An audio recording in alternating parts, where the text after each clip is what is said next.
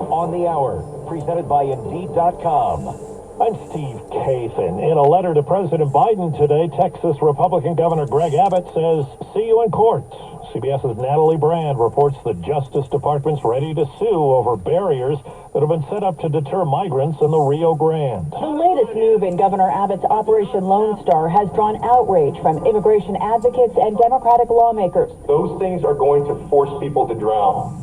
Children, disabled people, mothers, and others. The governor has said Texas has the sovereign authority to defend its border. The Southwest continues to broil in record-setting heat. It'll top 110 in Phoenix today for the 25th straight day. I don't like the heat, but it's something that you have to deal with living in Arizona. And Odyssey, New York meteorologist Craig Allen says later in the week, high heat will stretch east. Anywhere from about 5 to 10, maybe as much as 15 degrees above normal.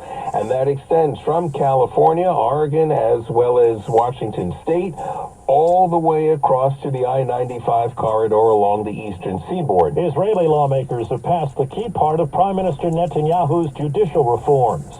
CBS's Elizabeth Palmer. Israel is rather unique in that it doesn't have a constitution and it also doesn't have an upper chamber. It doesn't have a Senate or the equivalent. And so when the parliament passes legislation or the government makes a decision, it's been up to the Supreme Court to send it back, to go, look, this is unreasonable. You have to think again. Go and redraft it.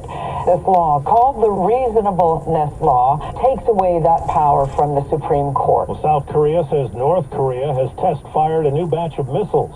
CBS's Cammie McCormick. This latest firing is among a string of weapons tests, and it's an apparent protest of the U.S. sending naval assets to South Korea, including nuclear-armed submarines. The tensions are high, just as the U.S. has begun conversations with the North Koreans about returning an American soldier who was detained there last week. A young climate activist is back in the news. Just hours after a Swedish court fined her for disobeying police, climate activist Greta Thunberg is in trouble again. She went straight from the trial to another climate protest and again refused to leave. Thunberg told the court this morning she didn't believe she had committed a crime because the climate crisis justified her actions. Elaine Cobb, CBS News.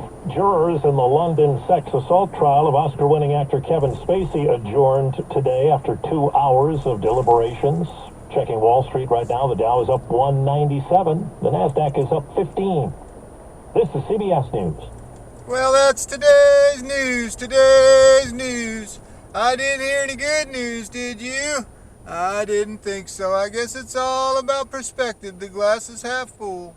Well, as always, I'd like to thank you again for coming along with me on these Dash Cam News adventures. You know the drill. Peace, love, and all that hippie jazz. Bye-bye, everybody.